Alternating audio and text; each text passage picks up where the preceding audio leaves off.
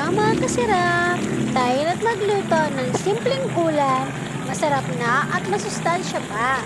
Tara na't magluto!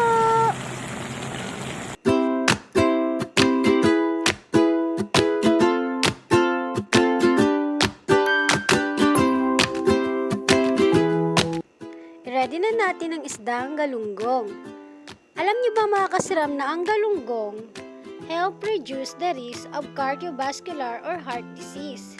It also contains anti-inflammatory properties to control arthritis, while zinc and selenium maintains a healthy body but also make it smarter thanks to the DHA provided by omega-3 fatty acid at marami pang ibang benefits. Iprito na natin.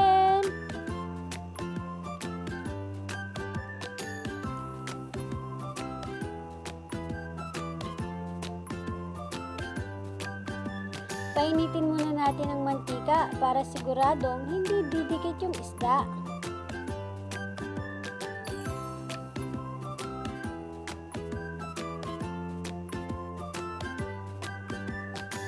Favorite niyo rin ba ang galunggong?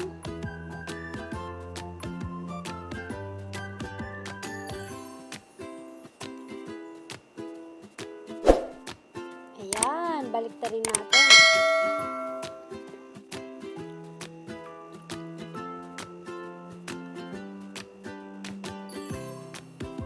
Gusto ko medyo tostado sa galunggong.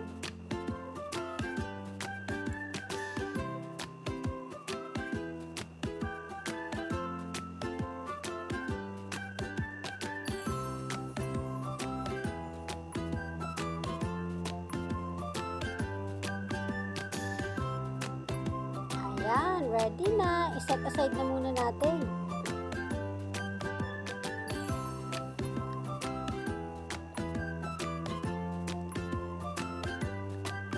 Ngayon, mag-ready naman tayo ng ating ginisang gulay. Ito, nabili ko lang to, 20 pesos ang isang balot. So, bali dalawa, 40 pesos siya.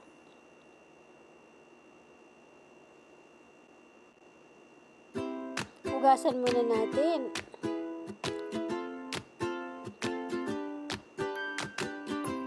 At pag-iwahiwalayin natin.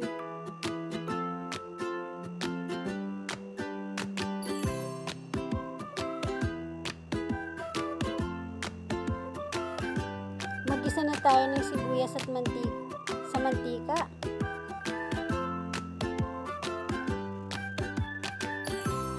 Lagyan na natin ang ating sibuyas. Isang piraso lang ng sibuyas.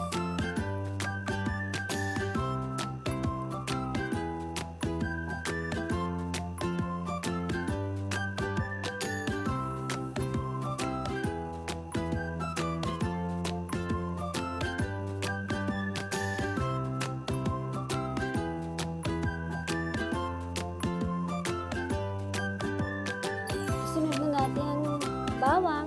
3 piraso lang yung nilagay ko na bawang.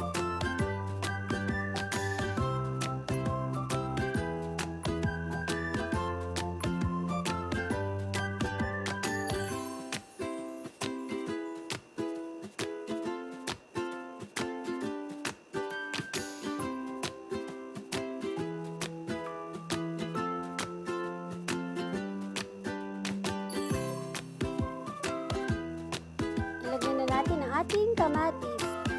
3 piraso lang din. Subscribe na mga kasiram para lagi kang updated sa mga upload kong video.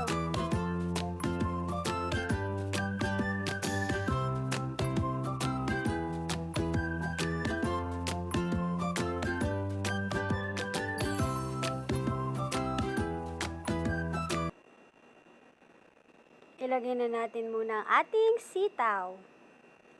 Ito yung binili kong gulay kanina, pinag-iwahiwalay ko lang yung mga gulay.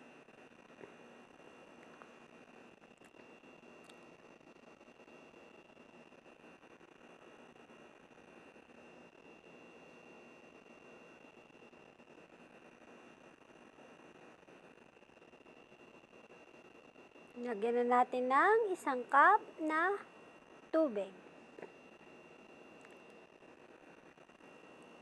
Nilagay ko na rin ang ampalaya.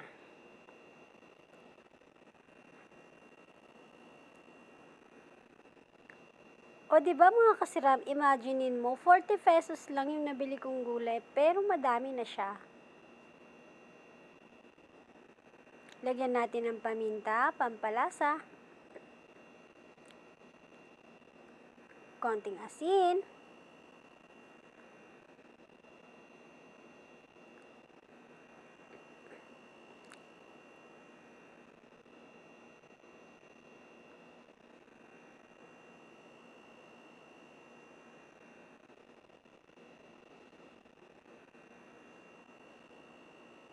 isunod na natin ang ating talong.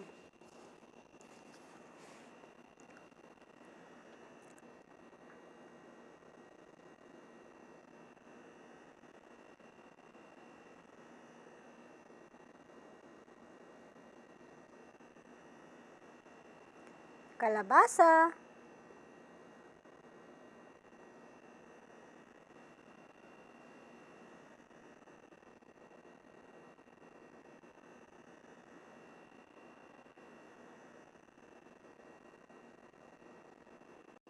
ready na ang ating ginisang gulay na may kasamang prinitong isdang galunggong.